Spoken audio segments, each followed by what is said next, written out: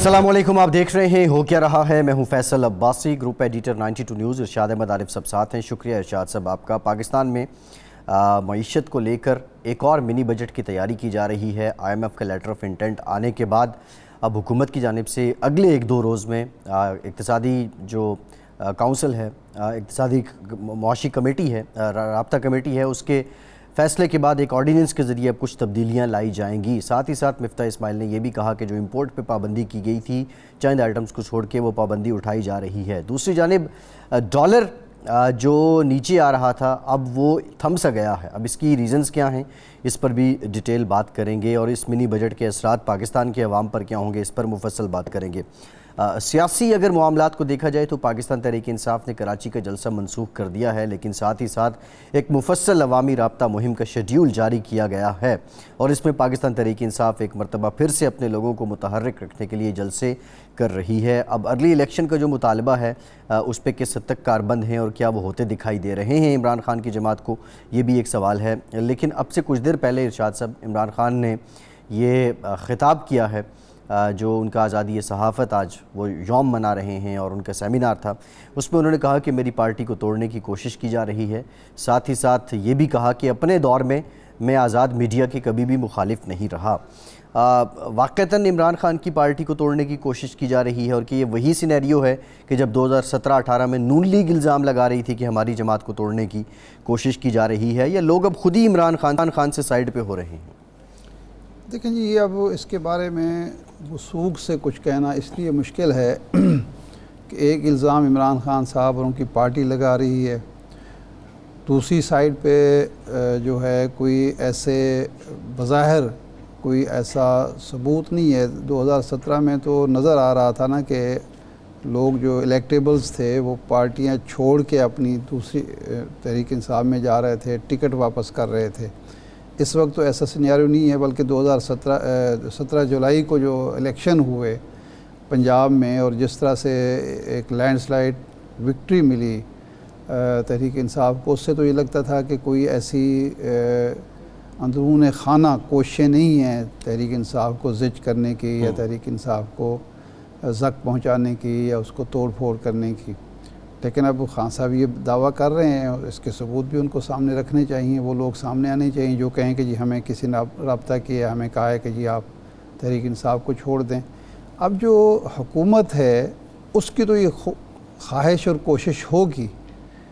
आपने जब उनको गिरफ़्तार भी किया, उनको अंदर भी डाला, उनकी पार्टी के लोगों को सज़ाएँ सुनवाने की कोशिश की, तो वो भी यही कुछ करेंगे। एक इंतकामी कार्रवाई भी होगी और पार्टी को नुकसान पहुंचाने की कोशिश भी होगी। तो वो तो एक हमारा एक कल्चर है पॉलिटिकल, हमारे यहाँ यही होता है कि बजाय इसके कि कोई पार्टी अपने आप को मजबूत करने की कोशिश करे, अपने खूबियों के बलबूते पर आगे बढ़ने की कोशिश की जाए, अपनी पॉलिसियों के ज़रिए, अवाम दोस्त पॉलिसियों के ज़रिए, पाकिस्तान दोस्त पॉलिसियों के ज़रिए मकबूलियत हासिल की जाए। कोशिश ये की जाती है कि दूसरे की मकबूलियत को नुकसान पहुँचाया जाए, दूसरी पार्टी को नुकसान पहुँचाए, उसकी खामियाँ और बुराइयाँ उछाली जाएँ और ये समझा जाता है कि अगर दूसरा बुरा है तो मैं लाज़िमन अच्छा हूँ, या जब मैं दूसरे को बुरा साबित कर दूंगा तो वो इसका मतलब होगा कि लोग मान लेंगे कि भी ये वाकई अच्छा। लेकिन ऐसा होता नहीं है। इंसान अपनी खूबियों के बलबूते पर जीता है, दूसरों की खामियों के बलबूते पे नहीं, दूसरे की खामियों के साथ नहीं जिया जा सकता। तो ये एक सूरत हाल है। असल में अब कोशिश ये करनी चाहिए खान साहब को भी और उनके मुखालिफिन को भी कि पाकिस्तान के बारे में सोचा जाए, पार्टी पॉलिटिक्स से बाहर आ, क्योंकि पाकिस्तान को पहले भी हम कोई बहुत ज़्यादा अच्छे हालात से नहीं गुज़र रहे थे, लेकिन ये 3.5-4 माह से जो हालात का हम पर एक प्रेशर है, उसमें हुकूमत की गलतियां, खामियां भी शामिल हैं।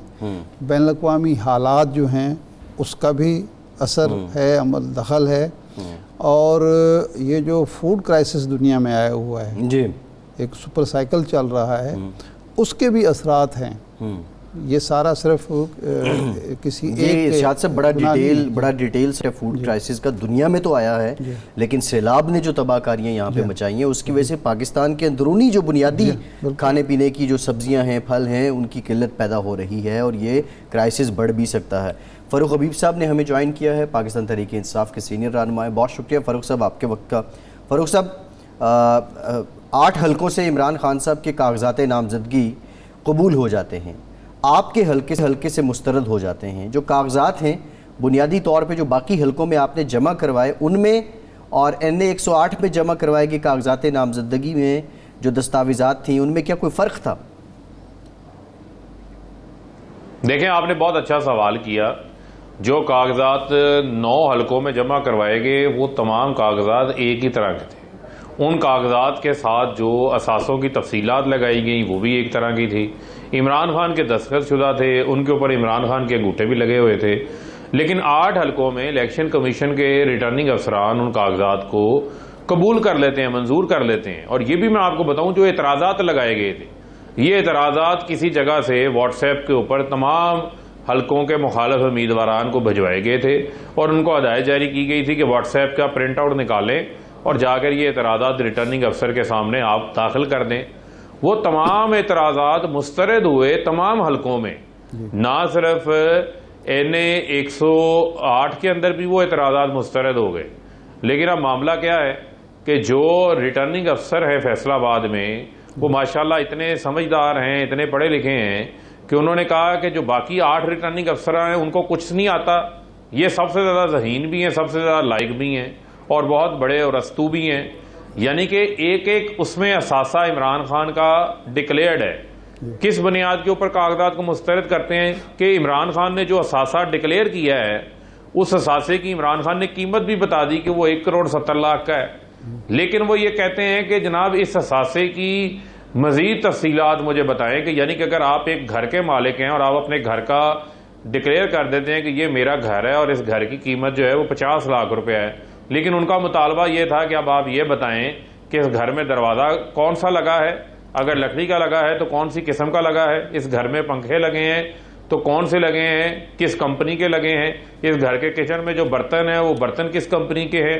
اس قسم کے بیجا بلا جواز ان کے سوالات تھے جو کہ انہوں نے سستی شہرت کے لیے یہ کام کیا کہ میں عمران خان کے کاغذات جو ہے وہ پہلے ان کو نوٹس جاری کیا، ان پرسن حاضر ہوں، وہ اپنی منہ کی کھانی پڑی. وہ نادرہ نے تصدیق کر دی کہ یہ جو انگوٹھا ہے وہ عمران خان کا تصدیق شدہ ہے، وہ نادرہ نے ان کو کر دیا. ادھر تسلی نہیں ہوئی تو پھر جناب کاغذات مسترد کرنے کا بلا جواز ایک بھونڈا جواز بنایا جو کہ الیکشن ٹرائبونل سے جو ہے وہ اڑ جائے گا.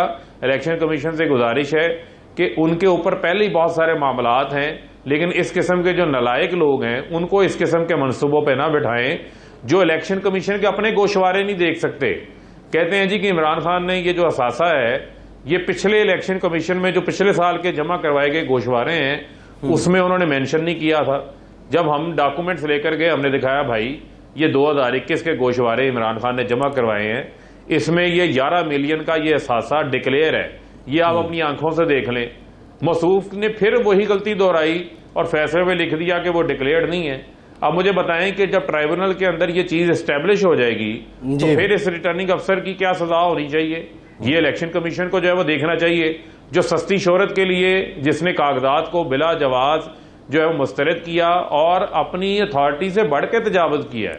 یہ اثاثہ جب ڈکلیئرڈ ہے کوئی مس ڈیکلیریشن نہیں ہے، اور اگر کوئی اثاثے کی تفصیلات جاننی ہے تو وہ فورم FDR کا ہے. FDR ڈیٹیل مانگے جی آپ نے یہ اثاثہ ڈکلیئر کیا ہے، اس اثاثے کی تفصیلات ہمیں فراہم کر دیں.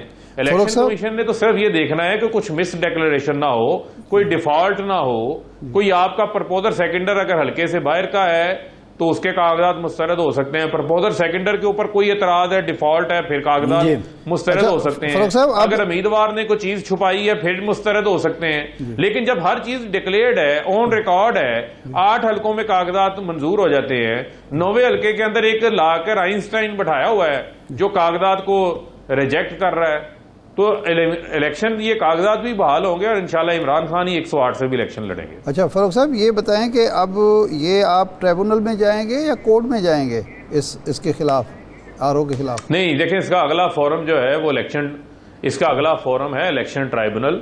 20 تاریخ تک الیکشن ٹرائبونل میں درخواستیں موصول ہونی ہیں. 25 تاریخ تک انہوں نے فیصلہ کرنا ہے، 25 اگست تک، اور 26 تاریخ کو دوبارہ جو ریوائزڈ لسٹ ہے امیدواران کی وہ پبلش ہونی ہے. یہ الیکشن کمیشن کا جو ہے وہ شیڈول ہے. اور جو حتمی لسٹ ہوگی جس میں نشان الاٹ ہوں گے, جس میں آپ کو سمبل ملتا ہے, الیکشن سمبل ملتا ہے, وہ 29 اگست کا ٹائم ہے. اچھا یہ بتائیں, آپ نے کہا کہ 8 حلقوں میں 8 ROs نے کاغذات کو منظور کیا, ایک نے ریجیکٹ کر دیا, حالانکہ سب کے 9 کو واٹس ایپ پہ اعتراضات بتائے گئے تھے. آپ کا خیال یہ ہے کہ ٹریبونل میں جا کے یہاں عمران خان کو اجازت مل جائے گی؟ یہ بھی تو ہو سکتا ہے کہ باقی 8 میں بھی ٹریبونل میں جا کر ریجیکٹ ہو جائیں کہ جناب اس RO فیصلہ آباد کا فیصلہ درست ہے اور ہم سے غلطی ہوئی ہے. یہ امکان بھی موجود ہے.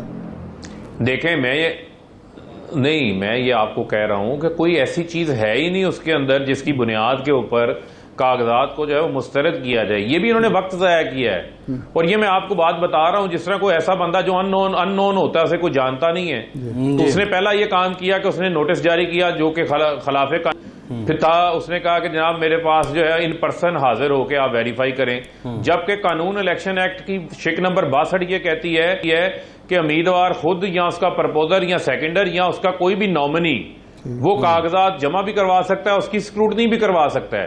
یہ انوکھا لاڈلا ہے جو کہہ رہا ہے جی آپ ان پرسن حاضر ہوں. اس کے بعد ہم نے اس کو آفر کی کہ ویڈیو کانفرنس پہ آ کے جو امیدوار ہے وہ ویریفائی کر دے گا, یہ دستخط اس کے ہیں. اس نے کہا جی میں نے اتھارٹی کو لکھنا ہے. ہم نے کہا لکھ دیں. نادرا کو لکھا, نادرا نے کہا جی کہ یہ تھمب ویریفائی ہوتا ہے, یہ تھمب ویریفائی عمران خان کا انگوٹھا ہے. اس کے بعد اس کے پلے کیا رہ جاتا تھا, لیکن جو ہے وہ سستی شہرت تھی, بندہ اس کو جانتا کوئی نہیں تھا. جس میں آج اب کاغذات مسترد نہ ہوتے تو آج آپ 10 منٹ میرے ساتھ یہ بیٹھ کے ڈسکسی نہ کر رہے ہوتے. یہ معاملہ سستی شہرت کے لیے یہ کام کیا گیا. آپ کو جب کسی سیٹ کے اوپر کوئی ایسا آدمی بیٹھ جائے تو اسی قسم کی حرکتیں کرتے نہیں, یہ تو پھر آپ کی فیور کر رہا ہے نا کہ تاکہ آپ 10 منٹ ٹی وی پروگرام میں اس پر گفتگو کر سکیں. یہ تو پھر آپ کی فیور کر رہا ہے. نہیں, ہمارے پاس اور بہت ساری چیزیں ہیں گفتگو کرنے کی. اچھا صحیح ہے. اچھا یہ فرمائیں, خان صاحب نے ابھی سیمینار میں خطاب کیا جو آزادی صحافت کے حوالے سے تھا. آزادی صحافت پر بھی میں آپ سے سوال کروں گا. وہ کہہ رہے ہیں کہ میری پارٹی کو توڑنے کی کوشش ہو رہی ہے, لوگوں کو فون جا رہے ہیں. تو یہ کون لوگ آپ کی پارٹی کو توڑنے کی کوشش کر رہے ہیں؟ آپ کو کوئی فون آیا ہے یا آپ کے علم میں ہے کس کس کو فون آیا اور کیا کہا گیا؟ نہیں دیکھیں, بات یہ ہے ارشاد عارف صاحب, نہ تو آپ اتنے معصوم ہیں نہ میں اتنا معصوم ہوں. میں آپ کو یہ بتا دیتا ہوں کہ یہ نون لیگ اور پیپلز پارٹی یا PDM نہیں ہے. باقی اب آپ سمجھ جائیں. سب کو پتا ہے کہ فون کہاں سے جاتے ہیں, کون فون کرتا ہے اور کون کیا کرتا ہے.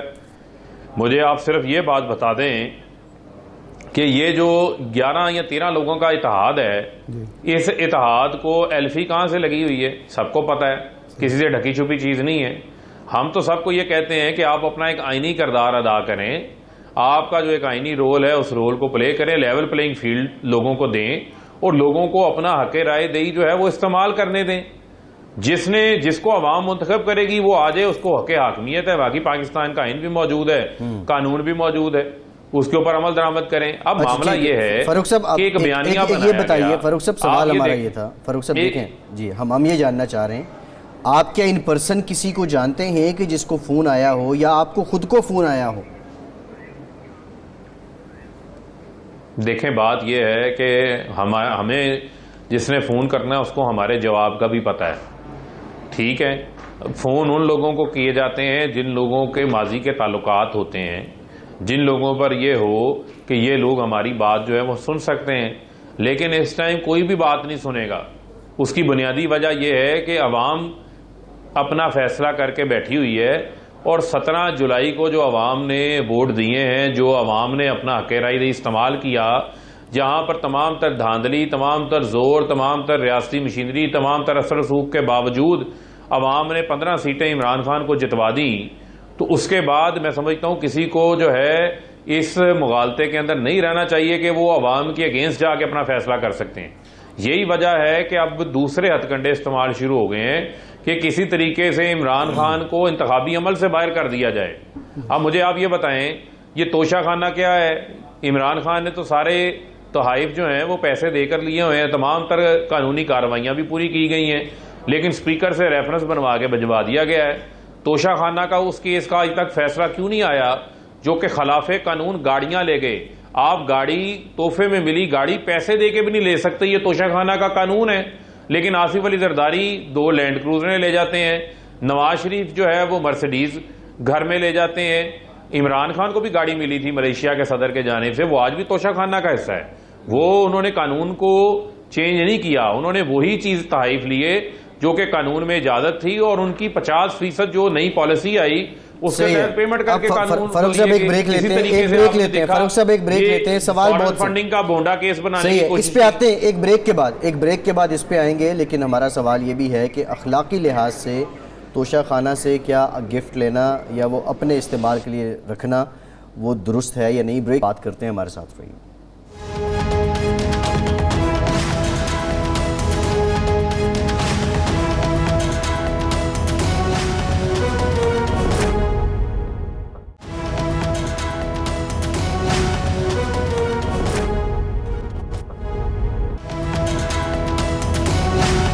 بریک کے بعد ایک بار پھر سے آپ کو خوش آمدید کہیں گے۔ فاروق صاحب، بریک سے پہلے توشہ خانہ کی بات ہو رہی تھی، اب اس معاملے پہ 22 اگست تک جو ہے الیکشن کمیشن نے سماعت کو ملتوی کیا ہے، لیکن ہمارا سوال یہ ہے، نواز شریف صاحب ہوں، آصف زرداری صاحب ہوں یا عمران خان صاحب ہوں، قانونی طور پر اگر یہ درست بھی ہے، لیکن اخلاقی اور سفارتی لحاظ سے یہ میسج جو لوگ آپ کو تحفے دیتے ہیں اور بڑے کلاسیفائڈ کسٹمائز ہوتے ہیں، کیا اس لحاظ سے بھی درست ہے؟ کیونکہ آپ کی جماعت جو ہے وہ غیر روایتی جماعت ہے، تو یہاں ہم یہ ایکسپیکٹ کر رہے تھے کہ اخلاقی لحاظ سے بھی آپ ایک قدم آگے ہوں گے۔ نہیں، دیکھیں بات یہ ہے، دیکھیں ہم سمجھتے نہیں ہیں قانون بنایا گیا کس لیے بنایا گیا۔ جب قانون بن گیا، اس قانون پہ عمل درآمد ہو گیا، تو پھر تو اخلاقیات کی بات ہی نہیں آتی۔ معاملہ صرف یہ ہے کہ عمران خان صاحب نے تمام تر قانونی تقاضوں کو پورا کر کے قانون لیا۔ یہاں پر تو آپ پیسے دیے بغیر ہار گھر لے کے چلے جایا کرتے تھے، جب شور پڑتا تھا اس کے بعد برآمدگیاں ہوا کرتی تھی۔ یہاں ملک لوٹ کے کھا گئے ہیں، آپ ہمیں اخلاقیات پہ بات کر رہے ہیں۔ عمران خان تو وہ واحد ملک کے سیاسی لیڈر ہیں جن کے پاس اپنی کمائی کی 40 سالہ کمائی کی رسیدیں بھی موجود ہیں۔ یہاں پر تو رسید ہی نہیں ملتی دور دور تک، یہاں پر تو کہانیاں آ جاتی ہیں ان کے پاس سے کہ جناب ہمارے اونٹوں پہ پیسے گئے تھے، کبھی قطعی خط آ جاتا ہے، کبھی میری لندن میں کیا پاکستان میں کوئی پراپرٹی نہیں ہے۔ عمران خان نے اس ملک کے اندر شفافیت کی بنیاد رکھی جب ایم این اے بھی نہیں تھے، منسٹر بھی نہیں تھے، 2011 میں اپنے اثاثے ڈکلیئر کیے تھے، جب نواز شریف 5000 ٹیکس دیا کرتے تھے۔ اس ملک کے اندر احتساب کو، اس ملک کے اندر حکمرانوں کو جواب دہ بنانے کے اندر عمران خان نے ایک بڑی جدوجہد کی ہے، ایک بڑی لمبی چوڑی ان کی سٹرگل ہے۔ آج بھی ہم ہر چیز کا جواب دینے کو تیار ہیں، لیکن ہم کسی قسم کی جو انتقامی کارروائی ہے یا اس کے پیچھے چھپے جو مذموم عزائم ہیں اس کے اوپر جو ہے وہ ہم ان کو کامیاب نہیں ہونے دیں گے، اس کے آگے ہم ہر قسم کا بند باندھیں گے۔ فاروق صاحب، آپ اس میں فریق ہیں جو الیکشن کمیشن کا کیس ہے، آپ 13 اکاؤنٹس کا جواب نہیں دے سکے۔ عمران خان صاحب نے جو ہر سال سرٹیفکیٹ جاری کیا وہ غلط ثابت ہوا، تو وہ پھر اگر الیکشن کمیشن یا حکومت کارروائی کر رہی ہے تو اس پر اعتراض کیا ہے آپ کو؟ دیکھیں، ہمارا یہ اعتراض نہیں ہے، حکومت میں تو کر رہی ہے، انتقامی کارروائی کر رہی ہے۔ الیکشن کمیشن نے بھی باعث فیصلہ دیا۔ یہ بھی بات غلط ہے کہ جو یہ کہتے ہیں جی ہم 13 اکاؤنٹس کا جو ہے وہ جواب نہیں دے سکے۔ ہم نے تمام چیزوں کا جواب بھی دیا، اس جواب کو الیکشن کمیشن تسلیم نہیں کرنا چاہتا۔ اب معاملہ ہم نے جا کر اسلام آباد ہائی کورٹ میں چیلنج کر دیا ہے، اب آپ انتظار کریں، آپ دیکھیں گے یہ تمام چیزیں سامنے آ جائیں گی۔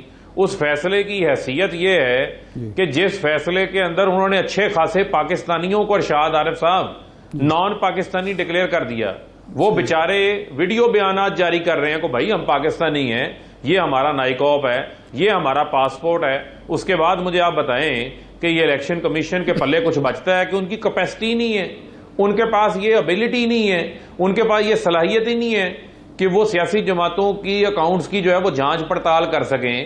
کسی ادارے سے پوچھ لیتے کس بنا کے اوپر انہوں نے لوگوں کو نان پاکستانی ڈکلیئر کر دیا۔ اگر کسی کی بیوی ادھر اس نے ڈیول نیشنل ہے، اس نے شادی کی ہوئی ہے، اس کی بیوی جو ہے وہ کسی اور ملک کی رہنے والی ہے، وہ بندہ خود پاکستان کا ہے، وہ اپنے اکاؤنٹ جوائنٹ اکاؤنٹ سے پیسے دے دیتا ہے، تو اس کی بیوی کو کہتے ہیں جی یہ بھارتی شہری ہو گئی ہے، اس نے پیسے بھیج دیے ہیں۔ تو ایسے تو معاملات نہیں نہ چلتے۔ جب آپ نے بغض کی اینک پہنی ہو تو پھر آپ کو جو ہے وہ ہر طرف اپنا مخالف ہی نظر آتا ہے، لیکن جب اب اسلام آباد ہائی کورٹ اس کی مکمل طے میں جائے گی تو چیزیں آپ کے سامنے آ جائیں گی. اچھا یہ فرمائیں کہ جی عمران خان نے سرٹیفکیٹ جاری کی ہے. آپ سرٹیفکیٹ تو ایسا ہی ہے, سن لیں نا, سرٹیفکیٹ تو ایسا ہی ہے کہ آپ ایک پارٹی کے سربراہ ہیں, آپ کے پاس آڈٹ شدہ رپورٹس آتی ہیں اور آپ کو کہتے ہیں جی یہ ایک فارمیلٹی ہے, اس کے اوپر آپ دستخط کر دیں. اب عمران خان تو چارٹرڈ اکاؤنٹنٹ نہیں ہے کہ وہ ایک ایک آئی انٹری کی خود جا کر. اچھا فاروق صاحب یہ چیزیں تو کورٹ میں طے ہو جائیں گی نا, اب یہ معاملہ تو طے ہو جائے گا. فیصل مجھے کمپلیٹ کر لینے دو نا, مجھے 10 سیکنڈ دے دیں, ذرا 10 سیکنڈ دے دیں. میں سمجھتا ہوں آپ کے پاس بھی ٹائم کنسٹرینٹ ہے, لیکن جب آپ ایک سوال پوچھتے ہیں اس کو مکمل کر لینے دیا کریں تاکہ لوگ بھی اس سے جو ہے وہ لوگوں کو بھی پتا چلے. جب آپ اپنی ذاتی اثاثوں کی تفصیلات دیتے ہیں تو وہ انفارمیشن آپ کے پاس ہوتی ہے کہ یہ اثاثہ کہاں سے بنا, یہ پیسہ کہاں سے آیا, اور آپ ایک ایک چیز کو پھونک کے دستخط کرتے ہیں جو آپ اپنی ریٹرن دائر کرتے ہیں, یا آپ الیکشن کمیشن میں اگر پبلک ریپرزینٹیٹیو میں اپنے گوشوارے دائر کرتے ہیں, اس وقت آپ کوشش کرتے ہیں کہ ہر چیز ٹھیک ہو.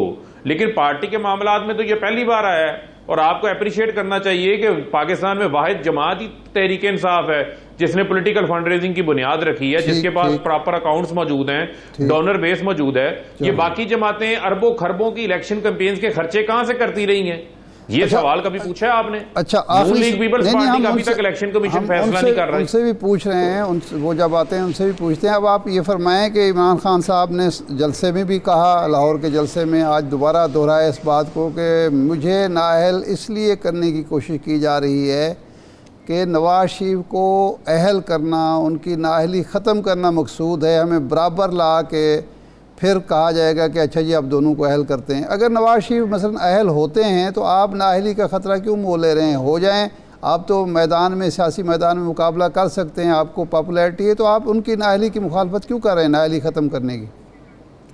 نہیں دیکھیں, یہی تو اس ملک کا پرابلم رہا ہے کہ یہاں مکہ ہوتا رہا ہے. یہاں پر قانون کے اوپر ہمیشہ کمپرومائز ہوتے تھے, قانون کے مطابق کارروائیاں نہیں ہوتی تھی, این آر او ہو جاتے تھے. بھئی عمران خان کیوں این آر او کرے ان کے ساتھ؟ عمران خان نے کون سا غلط کام کیا ہے؟ غلط کام تو نواز شریف نے کیا ہوا تھا, ساسے اس نے چھپائے ہوئے تھے. آج تک نواز شریف اپنی ایون فیلڈ کی رسیدیں نہیں دکھا سکے.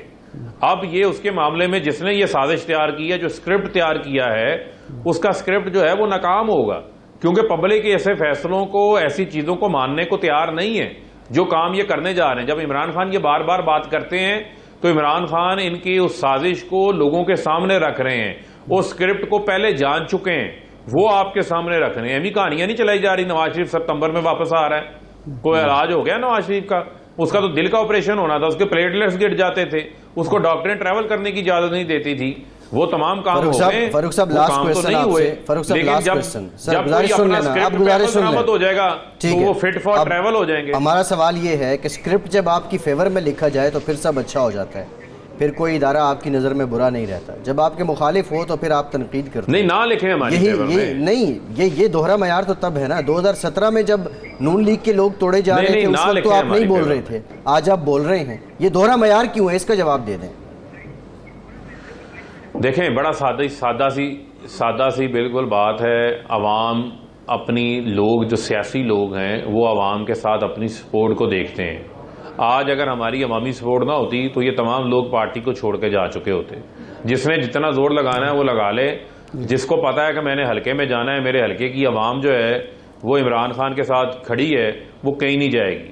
ورنہ یہ پنجاب میں ہم نے حکومت بنائی ہے, جو اس میں بہت سارے الیکٹیبلز موجود ہیں, آج بھی موجود ہیں, وہ چلے جاتے ہیں چھوڑ کے. لیکن جب سب نے دیکھ لیا کہ عمران خان کو جب نکالا ہے تو عمران خان کی پاپولیرٹی کم نہیں ہوئی, اس سے زیادہ بڑھ گئی. اور آپ کو یاد تھا کہ عمران خان نے کہا تھا کہ اگر مجھے نکالو گے تو میں اور خطرناک ہو جاؤں گا. وہ یہی خطرناک ہونا تھا کہ عمران خان کے ساتھ پبلک باہر نکل آنی تھی.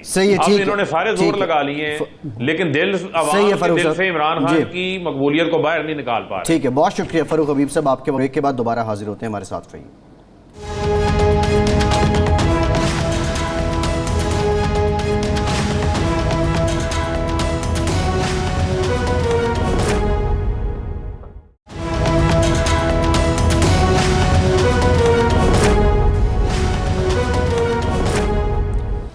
بریک کے بعد ایک بار پھر سے آپ کو خوش آمدید کہیں گے. پاکستان میں سیاسی دنگل میں تو ہر روز کوئی نیا ملاکھڑا ہوتا ہے, نیا ایک شو ہوتا ہے. سیاسی عدم استحکام بھی ہے, سب چیزیں اپنی جگہ ہیں, لیکن ارشاد صاحب جو پاکستان کے عوام ہیں ان کی زندگی میں ایک تسلسل آ چکا ہے, اور تسلسل یہ آ چکا ہے کہ وہ ہر روز کاغذ پینسل لے کے بیٹھ جاتے ہیں اور بجٹ بنا رہے ہوتے ہیں کہ اب حالات کیسے چلیں گے، اور ہر تقریباً موسٹلی جو گھرانے ہیں اس کی جو قوت خرید ہے اس کی آمدن سے بہت کم ہے، اور لوگوں کے اخراجات بڑھ چکے ہیں، اور یہ سلسلہ بڑھتا ہی جا رہا ہے۔ یہ مستقل ایک ایلیمنٹ ہے زندگی کا۔ اب جو منی بجٹ آ رہا ہے، آئی ایم ایف کی تو ہم نے مان لی، پیسے ابھی تک نہیں آئے، خدا کرے کہ آ جائیں، اس کے اثرات کیا ہوں گے؟ مہنگائی اصل میں یہ جو ہماری رولنگ ایلیٹ ہے یہ اس قدر بے حس سفاک ہو چکی ہے کہ اس کو کوئی احساس ہی نہیں کہ عام آدمی کی زندگی کیسے گزر رہی ہے اور ہم اس کے مسائل کتنے بڑھاتے چلے جا رہے ہیں۔ میں پہلے بھی آپ کو یاد ہے کہہ چکا ہوں کہ یہ مشکل فیصلہ کیا ہے کہ پٹرول کی قیمتیں بڑھا دیں، مشکل فیصلہ یہ ہے کہ ٹیکس نیا لگا دیں، بجلی کی قیمتیں بڑھا دیں۔ بھئی یہ مشکل فیصلہ تو عوام کے لیے ہے، آپ کے لیے کوئی مشکل فیصلہ ہوگا نہیں ہوگا؟ آپ اپنی ملک بیرون ملک جو دولت ہے 10 12 20 خاندان جو اقتدار میں ہیں ان کی لے آئیں۔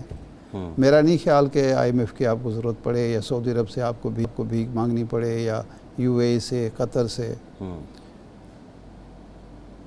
ایک دور تھا نواب صاحب بہاولپور جی حج کے لیے جب جاتے تھے تو وہ بہت سارا ساز و سامان لے جاتے تھے، وہاں تقسیم کرتے تھے۔ تو انہوں نے ایک نئی مرسڈیز گاڑی خریدی، جی وہ بھی بحری جہاز میں ساتھ لے گئے۔ یہ سردار صادق عباسی صاحب، صادق محمد خان عباسی جی یا ان کے والد ہوں گے۔ تو وہ جو اس وقت شاہ تھے یہ ان کو ملنے گئے، پھر وہ ان کو ملنے آئے تو انہوں نے گاڑی دیکھی، انہوں نے کہا جی مجھے سیر کرائیں، اور وہ انہوں نے سیر کرائی۔ پھر دوسرے دن آ گئے، پھر انہوں نے کہا کہ جی سیر کرائیں، پھر سیر کرائیں۔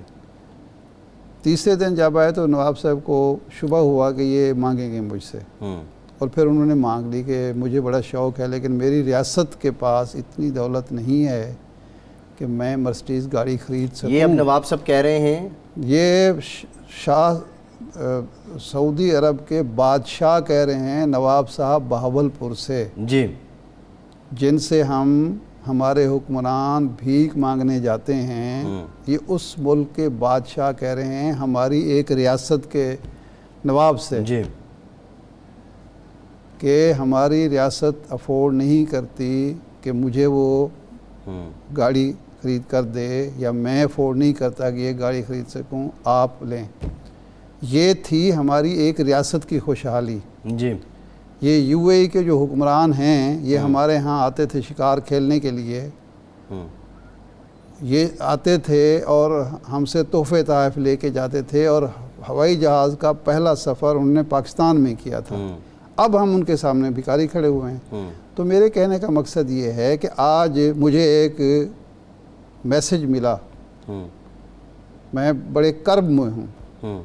ایک صحافی ہیں بہاول نگر، ضلع بہاول نگر کے، ان کی وہ ہیں اہلیہ ہیں، وہ بیمار ہیں سخت۔ تو انہوں نے یہ لکھا کہ میرے حالات ایسے ہو چکے ہیں کہ اب مجھے عزت سے زیادہ اتنے پیسوں کی ضرورت ہے کہ میں اپنے بچوں کو ایک وقت کا کھانا دے سکوں۔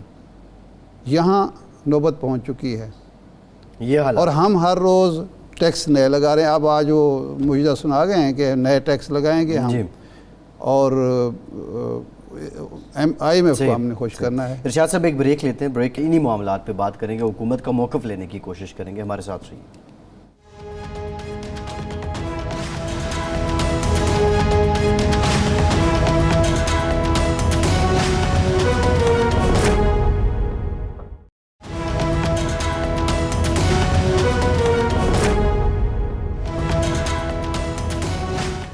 بریک کے بعد ایک بار پھر سے آپ کو خوش آمدید کہیں گے۔ بریک سے پہلے ہم بات کر رہے تھے جو منی بجٹ آ رہا ہے وہ پاکستان کے عوام کی زندگیوں پہ کوئی مثبت اثر نہیں ڈالنے والا۔ ہم لوگوں کے جو معاشی حالات ہیں اس پہ بات کر رہے ہیں۔ ارشاد صاحب، پہلے بھی ہم نے کہا کہ ایک دنگل ہے، ایک ملاکھڑا ہے جس میں ہر روز ایک نیا داؤ لگتا ہے، ایک نئی کشتی ہوتی ہے، پاکستان کے عوام دیکھتے ہیں، لیکن عوام کی حالت پتلی ہوتی جاتی ہے۔ ابھی جو سیلاب آیا ہے، جو سیلاب متاثرین ہیں، ان لوگوں کا تو گزر اوقات اسی پہ ہے، یا فصلوں پہ ہے، یا جو ڈور ڈنگر گھر میں ہیں انہی پہ ہے، اور وہ تباہی ہے، تباہی ہے. اور اثرات اس کے یہ ہیں کہ جب فصلیں تباہ ہوئی ہیں تو ہم جیسے جو شہروں میں لوگ رہتے ہیں وہ بھی متاثر ہوں گے، کیونکہ اب ڈیمانڈ اینڈ سپلائی کا ایشو آ جائے گا. یہ بنیادی ایشوز ہیں، کیا وفاقی حکومت یا کیا پاکستان کی صوبائی حکومتیں ان کو ایڈریس کر رہی ہیں؟ ایک کام وفاق کا ہے، ان کا محاذ بڑے پیمانے کا ہے، صوبوں کا اصل محاذ ہے، بھلے وہ سیاسی طور پہ اس طرح بڑا نہ ہو، لیکن آپ سمجھ رہے ہیں سندھ میں، پنجاب میں، کے پی میں، بلوچستان میں عوام کو ڈیلیور ہو رہا ہے؟ دیکھیں یہ ایک لانگ ٹرم ایشو ہے، یہ ایک اس حکومت یا اس حکومت کی بات نہیں ہے. پوری دنیا میں پانی جو ہے وہ رحمت ہے. پانی سے آپ بجلی پیدا کرتے ہیں، پانی سے آپ زندگی کا نظام چلاتے ہیں، پانی سے آپ سیراب کرتے ہیں، فصلیں حاصل کرتے ہیں سارا. ہمارے ہاں یہ پانی جو ہے، ایک وقت آپ پیاس سے مر رہے ہوتے ہیں لوگ، پانی نہ ہونے کی وجہ سے ایک وقت ڈوب کے مر رہے ہوتے ہیں. ہمارے ہاں پانی جو ہے وہ صرف یا ڈبونے کے لیے ہے، فصلیں تباہ کرنے کے لیے ہے، یا ترسانے کے لیے ہے. یہ ہمارے علاقے میں راجن پور میں، تونسا میں سیلاب آیا ہوا ہے. یہ ہر سال بارشیں جب بھی ہوں گی پہاڑوں پہ پانی آئے گا. دنیا میں اس پانی کو استعمال کیا جاتا ہے، جمع کیا جاتا ہے، ڈیم بنائے جاتے ہیں اور وہ استعمال کیا جاتا ہے. کھیتی باڑی کے لیے استعمال کیا جاتا ہے، باغات اگانے کے لیے استعمال کیا جاتا ہے. ہمارے ہاں ہر سال بجٹ مختص ہوتے ہیں. ہمارے 2 کام رہ گئے ہیں، پیسے دیں اور وہ سڑکیں بنی ہوں یا ڈیم کے نام پر یا کسی اور کے حوالے سے، وہ اس کے بعد وہ کھانے پینے کا ایک کھانچا پروگرام ہوتا ہے. وہ جیبوں میں چلے جاتے ہیں، اگلے سال پھر وہی فنڈز ہوتے ہیں. یا پھر آپ لوگ کو جا کے امداد کرتے ہیں، کسی کو آٹا دے دیا، چینی دے دی، یہ کر دیا، وہ کر دیا. بھائی اس مسئلے کا مستقل حل کیوں نہیں سوچا جاتا اور کیوں نہیں کیا جاتا؟ کون سی مشکل ہے اس میں؟ لیکن نہیں کرنا. ہمیں عادت، ہماری بیوروکریسی کو، ہماری رولنگ ایلیٹ کو یہ عادت پڑ گئی ہے مفت خوری کی. قرضے لے کر ہم نے کھانے ہیں. لوگوں کو یہ پروجیکٹ جو ہوتے ہیں، ڈیولپمنٹ پروجیکٹ، یہ کھانے پینے کا ہے. 50% تک جو لوگوں کے جیب میں جاتا ہے اور 50% لگتا ہے، اور پھر جو 50% سے سڑک بنے گی اس کا آپ اندازہ کر سکتے ہیں. آپ نے پانی کی بات کی اور پانی کی رحمت سے متعلق بات کی. مصر کے اندر ایک انٹرنیشنل میڈیا رپورٹ میں دیکھ رہا تھا، مصر میں وہاں پہ ایک علاقہ جس میں خشک سالی ہے، انہوں نے ایک ایسا نظام وہاں مرتب کیا ہے کہ وہ دھند سے پانی لے رہے ہیں. دھند جو آ کے اس سسٹم کے ساتھ ٹکراتی ہے، پھر وہ پانی میں کنورٹ ہوتی ہے اور وہ اپنی ضرورت پوری کر رہے ہیں. دنیا یہاں تک پہنچ چکی ہے کہ اپنی پانی کی ضرورت کو کس طرح پورا کیا جائے. اور ہمارے ہاں جس تناسب سے، جس تواتر سے موسم برسات میں بارشیں ہوتی ہیں اور پھر اس کے بعد تباہی ہی مچتی ہے. سیلاب ہماری زندگی کے ایک وڈیو ریسپیکٹ ایک حصہ بن چکا ہے. اس وقت جو علاقے متاثرہ ہیں، یہاں دنیا کی بہترین کپاس پیدا ہوتی تھی، جی اب بھی ہو سکتی ہے. مصر کی کپاس سے برائٹنس اور وائٹنس میں بہتر، جی، لیکن ہم وہ اس طرف نہیں جاتے. مسلسل ڈکلائن ہے کپاس کا. اب ہم امپورٹ کرتے ہیں. ایک دور میں 40 لاکھ گانٹھ ہماری تھی. ہم ایک دور میں یہ ایکسپورٹ کرتے تھے. ہمارا دھاگا ایکسپورٹ ہوتا تھا، کپڑے ایکسپورٹ ہوتے تھے، کپاس ایکسپورٹ ہوتی تھی. اب ہم امپورٹ کرتے ہیں. اپنے کارخانے ہم امپورٹڈ کاٹن سے چلاتے ہیں. پچھلے 10 سالوں میں ارشاد صاحب ہم 1.40 سے کوئی 60 لاکھ گانٹھوں پہ آ چکے ہیں جو پیداوار سالانہ ہماری کم کر رہے ہیں. اور اس حساب سے ہمارا اب اس کی سرٹن ریزنز اور بھی ہیں، لیکن کوئی بھی شعبہ آپ اٹھا لیجئے، جو ترقی اور بہتری کے دعوے پی ٹی آئی بھی کرتی رہی، ترقی اور بہتری کے دعوے نون لیگ بھی کرتی رہی، پیپلز پارٹی بھی کرتی رہی، لیکن آپ زراعت کو ہی دیکھ لیں. ہمیں جو بیسک ہماری اناج ہے، ہماری گندم ہے، وہ ہمیں امپورٹ کرنی پڑ رہی ہے. ضرورت آنے پہ ہمیں چینی امپورٹ کرنی پڑتی ہے، آل دو اس سال سرپلس ہو گئی. باقی جو معاملات ہیں پالیسی کا فقدان ہے سر ارشاد صاحب. جنوبی پی ٹی آئی نے تو جنوبی پنجاب کو ٹھیکے پہ دیا ہوا تھا بزدار صاحب کو. جی. اور جس علاقے میں اس وقت اتنی بڑی تباہی مچی ہوئی ہے، بزدار صاحب کا دعویٰ تھا کہ 27 ارب روپے کے پروجیکٹ میں نے دیے ہیں جی اب وہ پتہ نہیں کہاں ہیں وہ 27 ارب روپے۔ حالت یہ تھی کہ ان سے مطالبہ ہوتا رہا اپنے علاقے کے لوگوں کا کہ جی تونسے کو ضلع بنا دیں، وہ یہی کرتے رہے کہ آخری سال میں بنائیں گے، آخری سال آئے ہی نہیں ان کا۔ چودھری صاحب نے اچھا کیا ہے نا، آتے ہی گجرات کو 4 ڈویژن بنا ہفتے دیا پورے نہیں اور انہوں نے گجرات کو ڈویژن بنا دیا ہے۔ بالکل ٹھیک ہے۔ اب جب پالیسی ساز ایسے بٹھائیں گے آپ جن کا نہ کوئی ویژن ہوگا، نہ کوئی تجربہ نہ ہوگا، تجربہ ہوگا، نہ کوئی سوچ ہوگی، تو پھر یہی کچھ ہوتا ہے۔ بالکل ایسے۔ اچھا، یعنی میری زندگی گزر گئی یہ سنتے کہ یہ جو رود کوہیاں ہیں، یہ جو پہاڑ سے پانی آتا ہے، جو راستے ہیں رود کوہی اس کو ہمارے یہاں بولا جاتا ہے، رود کوہیوں کا مسئلہ حل کیا جا رہا ہے۔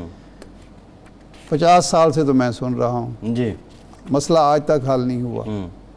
بارشیں ہوتی ہیں، اس کے بعد پانی آتا ہے اور اس کے بعد تباہی مچ جاتی ہے، اور بستیاں بہہ جاتی ہیں۔ جی لوگ یعنی رات کو سوئے ہوئے ہیں، پانی آتا ہے، سارے لوگ اسی عالم میں اگلے جان کو سدھار جاتے ہیں۔ صحیح ہے۔ لیکن کوئی اچھا ارشاد صاحب، یہ ہم کچھ حکومتی پالیسیوں پر بات کر رہے تھے، لیکن ایک دو اور بڑے اہم معاملات ہیں۔ آج پی ٹی آئی نے بھی آزادی صحافت پہ سیمینار کیا۔ مریم نواز صاحبہ نے کہا کہ پی ٹی آئی نے اپنے دور میں جو ہے وہ صحافت کا گلا کچلا اور زبان بندی کی کوشش کی گئی۔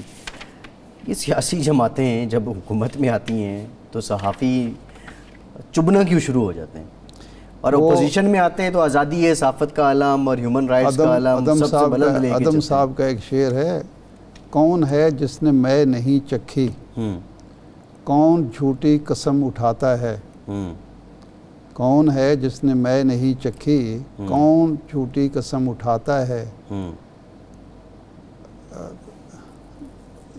یہاں کوئی بھی سیاستدان، حکمران، خواہ فوجی ہو یا سیاسی ہو، وہ یہ نہیں کہہ سکتا کہ وہ واقعتاً دل سے چاہتا ہے کہ یہاں آزادی صحافت ہو، کیونکہ ان کے آئیڈیل جو ہیں سب کے، بھٹو صاحب کے آئیڈیل ایوب خان تھے، نواز شریف صاحب کے آئیڈیل جو تھے وہ ضیاء الحق صاحب تھے، عمران خان بھی ایوب خان کا اکثر ذکر کیا کرتے تھے۔ اس لیے کہ حکمران اگر اپنی کارکردگی کی بنیاد پر اور عوام دوست پالیسیوں کی بنیاد پر حکمرانی کر رہے ہوں تو انہیں صحافت بھائے گی، آزادی صحافت اچھی لگے گی۔ لیکن اگر انہوں نے چھپانا ہے، چھپ کر پالیسیاں بنانی ہیں، مخصوص مفادات کو اور مخصوص طبقات کے مفاد کو دیکھنا ہے، تو پھر یہ آئینہ جو ہے انہیں بہت برا لگے گا صحافت۔ ابو خان صاحب تقریر فرما رہے تھے، وہاں کاظم خان نے بات کی، ہمارے جو سی پی این ای کے صدر ہیں، انہوں نے یہ کہا کہ جناب یہ پی ایم ڈی اے جو تھا یہ کیا تھا، یہ جو پی کا آرڈیننس میں آپ نے ترمیم کی تھی یہ کیا تھی؟ پی کا آرڈیننس بائی دا وے آیا تھا مسلم لیگ کی حکومت میں، جی 2017 کا تھا، 17 میں آیا تھا، لیکن اس میں مزید ترمیم کر کے اس کو مزید سخت کیا گیا، اس کا prevention of electronic crime act, اور اس کو پھر دوڑ دیا گیا میڈیا کے ساتھ۔ تو وجہ یہ ہے کہ ظاہر ہے میڈیا آئینہ، آج اپوزیشن میں ہر جماعت کو، ہر سیاسی جماعت کو میڈیا بہت اچھا لگتا ہے، لیکن ارشاد صاحب ایک اور چیز حکومت میں آنے ہی اچھا وہی صحافی جو اپوزیشن میں برے لگ رہے ہوتے ہیں وہ اچھے، یعنی حکومت میں وہ برے لگنا شروع ہو جاتے ہیں، جو اچھے لگ رہے تھے برے لگنا شروع ہو جاتے ہیں، جو برے لگتے ہیں وہ اچھے لگنا شروع ہو جاتے ہیں۔ لیکن پی ٹی آئی تو حکومت میں جو برے لگ رہے ہوتے ہیں وہ اپوزیشن میں آتے ہی۔ ارشاد صاحب پی ٹی آئی تو ابھی تک پک اینڈ چوز پہ ہی ہے، ان کے لیے جو حکومت میں برے تھے اپوزیشن میں آنے کے بعد بھی اکثریت ان کی بری ہی ہے۔ نہیں یہ پک اینڈ چوز، خیر یہ تو پی ٹی آئی نہیں، یہ سب کا ہے معاملہ، نہیں سب کا ہے، لیکن یہ موجودہ حکومت جو ہے وہ بڑے فیئر چل رہی ہے۔ نہیں وہ نہیں فیئر چل رہی، بالکل فیئر نہیں چل رہی۔ لیکن میں آپ سے یہ جاننا چاہ رہا ہوں ماضی میں کیا ہوتا تھا؟ ماضی میں بھی یہی ہوتا تھا کہ صحافیوں کا بھی ایک کیمپ تھا اصل میں، یا یہ جو اب پولرائزیشن ہے یہاں ہو گئی ہے، یہ نہیں تھی۔ حکمرانوں کا مسئلہ کیا ہے؟ یہ جب تک اپنے خود تھنک ٹینک نہیں بنائیں گے، اپنی پالیسیز خود وضع نہیں کریں گے، ہوتا کیا ہے یہ جو ہی اقتدار میں آتے ہیں یہ ہتھے چڑھ جاتے ہیں وزارت اطلاعات کے، بیوروکریسی کے، وہ ان کو زندگی بھر کی جو ان کی اپنی محرومیاں ہوتی ہیں وہ ان کے ذریعے ان کا ازالہ چاہتے ہیں، اور وہ ان کو پٹی پڑھاتے ہیں جی، اور یہ فوراً تیار بیٹھے ہوتے ہیں۔ نتیجہ یہ ہوتا ہے کہ پھر لڑائی ہوتی ہے، پھر لڑائی میں راز افشاں ہوتے ہیں، راز افشا بھی ہوتے ہیں اور کچھ زیادتیاں بھی ہوتی ہیں۔ جب حکومت سے اترتے ہیں تو پھر ان کو پتہ چلتا ہے ہو یہ تو ہمیں نہیں کرنا چاہیے تھا، یہ تو بڑی غلطی ہوگی، لیکن اگلی دفعہ نہیں کریں گے، کہتے ہی ہیں، اگلی دفعہ پھر یہی کرتے ہیں، اگلی دفعہ پھر وہی کچھ کرتے ہیں، صرف وہ آدمی بدل جاتے ہیں۔ جو سبق سیکھ چکے ہوتے ہیں وہ پھر ان کے قریب آ جاتے ہیں، اور جو نہیں سیکھتے وہ پھر اسی اچھا، طرح ایک لفظ ارشاد صاحب استعمال ہوتا ہے پولرائزیشن کا میڈیا کے اندر، عمومی طور پہ جو پبلک ہے جب ان سے انٹریکشن ہوتا ہے وہ بات کرتے ہیں، عوام یہ کہتے ہیں جی میڈیا پولرائز ہے، میڈیا نے اپنے آپ کو کسی وہ نہ کسی شعر طرف، جو تھا وہ دوسرا مصرع میں نہیں پڑھ سکا تھا، کون ہے جس نے میں نہیں چکھی، کون جھوٹی قسم اٹھاتا ہے، میں قدے سے جو بچ نکلتا ہے تیری آنکھوں میں ڈوب جاتا ہے۔ اچھا، تو یہ اقتدار کی آنکھیں، اقتدار کا یہی ہوتا ہے۔ ہاں بالکل ایسے۔ اچھا، پولرائزیشن پہ بات ہو رہی ہے کہ فی زمانہ ٹیلی ویژن چینلز کو بالخصوص لے کے بات کی جاتی ہے کہ ان کا ایک جھکاؤ نظر آتا ہے۔ اخباروں میں کیا ہوتا تھا آج سے اگر 20-25 سال پہلے ہم چلیں، اس وقت بھی پتہ قارئین جو ہیں وہ ڈیڈیکیٹڈ تھے؟ دیکھیں بات یہ ہے کہ ایک یہ بحث ہمارے ہاں چلتی ہے غیر جانبداری کی، کہ صحافی کو غیر جانبدار ہونا چاہیے، اصولاً یہ بات درست ہے، 100% درست ہے۔ پھر یہ بعض لوگ سوال اٹھاتے ہیں کہ جی صحافی کا اپنا بھی تو نظریہ ہوگا، اپنی بھی لائکنگ ڈس لائکنگ ہوگی، اس نے کسی کو ووٹ تو دینا ہے، یہ وہ غیر جانبدار کیسے ہو سکتا ہے؟ نہیں جی وہ تو جانبدار ہی ہوگا، یہ بات غلط ہے۔ صحافی، ایماندار صحافی جو واقعتاً صحافت کو ایک مشن کے طور پر، نظریے کے طور پر، اصول کے طور پر اپناتا ہے، وہ ہمیشہ غیر جانبدار ہوتا ہے۔ غیر جانبداری یہ نہیں ہے کہ میں صرف گالیاں دیتے رہوں، جو بھی آ جائے، جو سیاسی جماعت آ جائے، جو حکمران اس کو گالیاں دوں، یہ کوئی غیر جانبداری نہیں ہے، یا میں خوش آمدی کرتا رہوں۔ غیر جانبداری یہ ہے کہ میری صحافت، آپ کی صحافت ایشوز پر مبنی ہونی چاہیے۔ لازمی نہیں ہے جو آج ہمارے لیے ہیرو ہے کل بھی ہیرو ہی ہو۔ جو ایک شخص ایک غلطی اگر عمران خان کرے، اقتدار میں ہو، وہ ہمیں غلطی نظر آنی چاہیے اور ہمیں پوائنٹ آؤٹ کرنی چاہیے۔ وہی غلطی اپوزیشن میں میاں نواز شریف کرے، اس کو کرٹیسائز کرنا چاہیے۔ ایک حکمران اگر کوئی درست کام کرتا ہے، اچھا کام کرتا ہے، تو صرف مخالفت برائے مخالفت نہیں ہونی چاہیے۔ کسی شخص کا چہرہ دیکھ کر میں نے یہ فیصلہ نہیں کرنا کہ اس کو برا کہنا ہے یا اچھا کہنا ہے۔ اس کا جو قدم ہے، اس کا جو ایکشن ہے، اس کی جو پالیسی ہے، اس پر میں نے رائے دینی ہے ایمانداری سے، اور اس میں بھی غلطی کا امکان ہوگا۔